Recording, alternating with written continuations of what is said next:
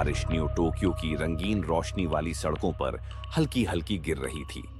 Nozomi, एक नेको जिसके चांदी जैसे सफेद बाल और गहरी नीली आंखें थीं, एक छोटे से खाने के स्टॉल में खड़ी थीं, धीरे धीरे उबलते हुए बर्तन को चलाते हुए।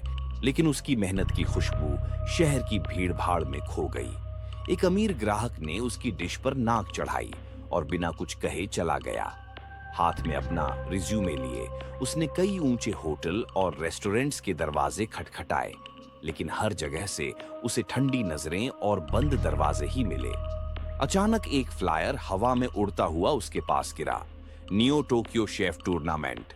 उसने उसे मजबूती से पकड़ा और एक छत पर बैठकर अपनी असफलताओं के बारे में सोचने लगी। तभी नीचे एक बुजुर्ग दुकानदार ने उसे एक गर्मागर्म रेमन दिया। उसकी दयालुता ने नोजोमी के अंदर कुछ जगा दिया।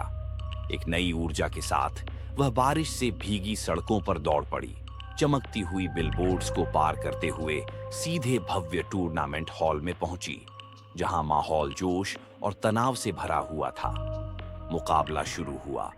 यह उसका मौका था। नोजोमी भव्य टूर्नामेंट स्थल में कदम रखती है, जहां ऊंची ऊंची नियन लाइटें चमक रही हैं। जैसे ही वह अंदर जाती है, रेंजी, एक घमंडी प्रतिद्वंदी, उसकी उपस्थिति का मजाक उड़ाता है, लेकिन नोजोमी चुप रहती है। उसके अंदर का हौसला धीरे धीरे बढ़ता जाता है। पहला चैलेंज घोषित होता है, बनाइए अल्टीमेट रामेन। टाइमर चालू हो जाता है। घबराते हुए नोजोमी चाकू पकड़ती है। उसके हाथ कांपते हैं। संदेह उसके मन में घर करने लगता है, लेकिन वह गहरी सांस लेती है और खुद को संभालती है। अपने अभ्यास के मुताबिक वह ध्यान से अपने डिश की तैयारी शुरू करती है, जबकि चारों ओर किचन की हलचल तेज हो जाती है। जैसे जैसे उसके शोरबे की खुशबू हवा में फैलती है, जज ठहरकर उसकी खास महक को महसूस करते हैं।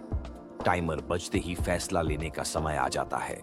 नोजोमी की गहरी नीली आंखों में आत्मविश्वास झलकता है। यह उसका मौका है और वह इसे पाने के लिए पूरी तरह तैयार है। प्रेरणा चुप है। जज अपनी चम्मच उठाते हैं। नोजोमी के रामेन से भाप उठ रही है। उनकी आंखें फैल जाती हैं। स्वाद की गहराई से आश्चर्यचकित एक याद आती है। नोजोमी बचपन में अपनी मां को एक रसोई में सोने जैसा शोरबा घुमाते हुए देख रही है। कमरे के दूसरी ओर रेंजी हंसी उड़ाता है, हाथ बांधकर प्रभावित नहीं दिखता। लेकिन फिर घोषणा होती है। नोजोमी का नाम गूंजता है, लेकिन सभी खुश नहीं हैं। एक प्रतिद्वंद्वी शेफ चुपचाप उसकी स्टेशन को घूरता है। एक गलती से गरम तेल उसकी काउंटर पर फैलता है, उसके हाथों की ओर बढ़ता है। नोजोमी खुद को स्थिर करती है। अगर वे गंदा खेल खेलना चाहते हैं तो वह और भी ज्यादा जलकर चमकेगी। दूसरे राउंड में प्रतियोगिता का दबाव बढ़ गया है। काउंटडाउन शुरू होता है और नोजोमी अपनी स्टेशन की ओर दौड़ती है, पर उसके सामग्री गायब हैं। दूसरी ओर प्रतिद्वंद्वी शेफ्स हंसते हैं। उनकी स्टेशनें सामग्री से भरी हुई हैं। नोजोमी अपनी मुट्ठियां भींचती है। समय कम है और उसके पास कोई और विकल्प नहीं है। उसकी नजरें पास के एक मार्केट बॉक्स पर जाती हैं। वह जो कुछ भी पा सकती है उठाती है और काम शुरू करती है। गर्मी बढ़ती है, लपटें दहक उठती हैं। उसकी चाकू तेजी से सामग्री को काटती है। हर हरकत समय के खिलाफ एक जंग है। अंतिम सेकंड्स कम होते हैं। डिशेज टेबल पर पहुंचती है। समय थम जाता है। पूरा कमरा इंतजार करता है, लेकिन जजेस का चेहरा कुछ भी नहीं बयां करता। जज आपस में फुसफुसाते हैं। उनके चेहरे पर कोई भी भावनाएं नहीं दिखती। जब परिणाम स्क्रीन पर चमकते हैं तो राहत की लहर उसे घेर लेती है। वह मुश्किल से जीत पाई है, लेकिन कुछ तो गड़बड़ है। ताकाहिरो, जिसे बाहर कर दिया गया है, अपनी मुट्ठियां भींचता है। उसकी नजरें नोजोमी पर जलती हुई होती हैं। पीछे के क्षेत्र में रेंजी केई सुनहरी आंखों में मजाक की चमक है। सोचने का समय नहीं है। अगला राउंड तुरंत शुरू होता है। चुनौती, केवल कड़वे सामग्रियों का उपयोग करके एक डिश बनाना। नोजोमी हिचकिचाती है। कड़वापन को स्वादिष्ट कैसे बनाया जाए? फिर एक याद, उसकी दादी की हाथों से निकला हुआ चाय, जिसकी तीव्रता छुपी हुई मिठास में घुलकर खत्म हो जाती है। प्रेरित होकर वह तेजी से काम करती है। प्लेटें जजों की टेबल पर पहुंचती हैं। प्रतियोगी अपने स्टेशनों पर खड़े हैं जब चुनौती का खुलासा होता है। सटीक चाकू का काम। ट्रे आती है जिनमें नाजुक सामग्री रखी होती है, जिनके लिए लगभग परफेक्ट निपुणता की आवश्यकता होती है। दबाव असहनीय है, हर कदम को सोचना होगा, हर टुकड़ा सटीक होना चाहिए। रेंजी एक मास्टर की तरह गति से काम करता है। उसके ये टुकड़े इतने पतले होते हैं कि वे रोशनी में कांच की तरह चमकते हैं। फिर एक चूक, लकड़ी की पट्टी पर लाल रंग की एक झलक। खून बहता है लेकिन कट संपूर्ण है। शेफ हिरोशी चाकू मास्टर इस राउंड के मुख्य न्यायाधीश हैं। अपनी चोट लगी हाथ को लपेटते हुए नोजोमी आगे बढ़ती है। जो उसने शुरू किया था उसे पूरा करती है। लेकिन जैसे ही तनाव अपने चरम पर पहुंचता है, एक रहस्य कमरे को चौंका देता है। एक प्रतियोगी ने धोखा दिया। रसोई एक भयानक आग के गोले में बदल जाती है। लपटें गरज रही हैं और तापमान आसमान छूने लगता है। प्रतियोगी खुद को तैयार करते हैं। पसीना झलकता है जैसे ही वे इस जलते हुए युद्ध क्षेत्र में कदम रखते हैं। कमरे के पार एक प्रतिद्वंदी शेफ गिर पड़ता है। नोजोमी आगे बढ़ती है, लेकिन यह भयंकर गर्मी उसका शरीर थकाने लगती है। यहां तक कि रेंजी भी तीव्र गर्मी के खिलाफ संघर्ष करता हुआ दिखाई देता है। उसकी इच्छा शक्ति फिर से प्रज्वलित होती है और वह सटीकता से काम करती है, ऊर्जा बचाते हुए। शेफ हिरोशी प्रत्येक डिश का निरीक्षण करते हैं। कुछ डिश तो जलकर खराब हो चुकी है। नोजोमी की डिश छकी जाती है। निर्णायक पानी की बोतल की ओर हाथ बढ़ाते हैं और प्लेट नोजोमी की ओर बढ़ाते हैं। जैसे ही वह छकते हैं, नोजोमी जान जाती है कि उसने खुद को एलिमिनेशन से बचा लिया है। प्रतियोगिता का मैदान जोश से भरा हुआ है जब होस्ट अगली चुनौती की घोषणा करती है, पार्टनर चैलेंज। नोजोमी को ठंडे और सटीक शेफ रेंजी के साथ जोड़ा जाता है।